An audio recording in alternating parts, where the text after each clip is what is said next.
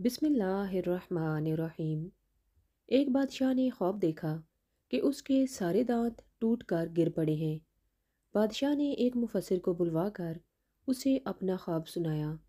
मुफस्सिर ने बादशाह से कहा, बादशाह सलामत, इसकी ताबीर ये बनती है कि आपके सारे घर वाले आपके सामने मरेंगे। बादशाह को बहुत गुस्सा आया। उसने मुफस्सिर को कत्ल कर दिया। एक और मुफस्सिर को बुलवाया गया। बादशाह ने उसको अपना ख्वाब सुनाया। मुफस्सिर ने कहा, बादशाह सलामत, आपको मुबारक हो। ख्वाब की ताबीर ये बनती है कि आप माशा अल्लाह अपने घर वालों में सबसे लंबी उम्र पाएंगे।